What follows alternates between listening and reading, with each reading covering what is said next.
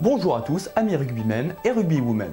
Lorsque le rugby est codifié au 19e siècle de l'autre côté de la Manche, il se diffuse d'abord en Angleterre, puis dans les autres nations britanniques, donc à savoir l'Écosse, l'Irlande et le Pays de Galles, puis ensuite dans tout l'Empire britannique, à travers les océans, les mers, etc.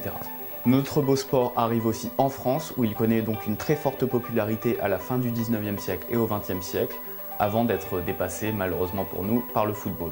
Le foot est aujourd'hui un véritable phénomène de masse et il est sans conteste donc le sport numéro 1 en France, que ce soit en termes de nombre de licenciés ou aussi en termes de popularité dans la société. À l'heure actuelle, toute la France est dominée par le football.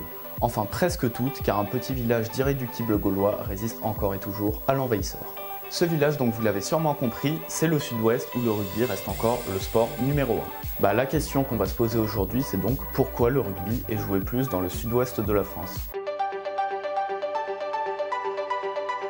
Dans un premier temps, sur le continent européen, donc excepté les îles britanniques, seule la France est véritablement intégrée à ce entre guillemets réseau rugbystique. Le rugby se propage dans la France entière dans un premier temps, tout d'abord parce que l'Angleterre, bien qu'étant un rival traditionnel de la France, est un véritable modèle à l'époque où elle est la première puissance mondiale, et c'est aussi parce qu'elle est très proche de nous à la fois géographiquement et économiquement. Le rugby devient donc à cette époque le premier sport collectif en France. Il faut dire qu'il n'y avait pas énormément de sports collectifs à l'époque. Ainsi, lorsque le football arrive, les grands clubs de rugby sont déjà en place, donc particulièrement dans le sud-ouest. Si le rugby est déjà bien en place à une époque où le football déferle sur la France et donc se maintient comme sport numéro 1 dans le sud-ouest, c'est pour plusieurs raisons. On a tout d'abord des explications historiques à ce phénomène, donc comme le fait que l'Aquitaine était au XIIe siècle une terre anglaise, et aussi pour une histoire de religion, parce que l'Angleterre est traditionnellement protestante et le sud-ouest a une petite histoire d'amour, on peut dire, avec le protestantisme pendant la période de la Renaissance.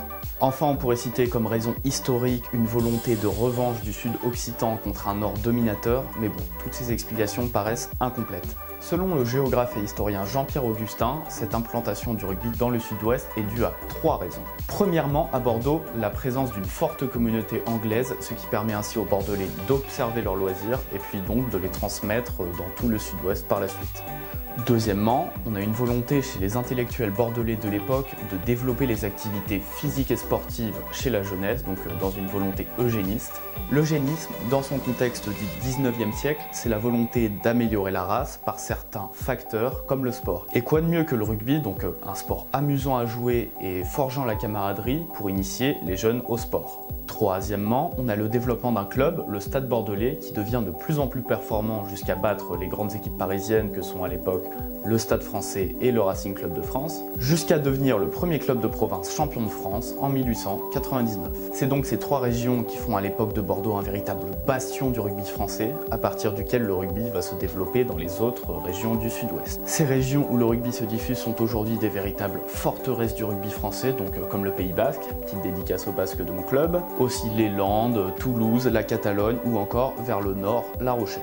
Surtout dans le sud-ouest, notamment grâce aux victoires du Stade Bordelais, le rugby devient un véritable phénomène de foule et devient donc un véritable spectacle capable de rassembler des foules dans les stades. Encore aujourd'hui, quand on va jouer dans le sud-ouest pour le championnat de France, on voit que le public est encore beaucoup plus nombreux qu'en Île-de-France ou que dans le reste de la France. Je me souviens par exemple d'un match où ils étaient beaucoup plus nombreux que nos supporters et qu'ils avaient même ramené des sortes de tronçonneuses pour faire encore plus de bruit.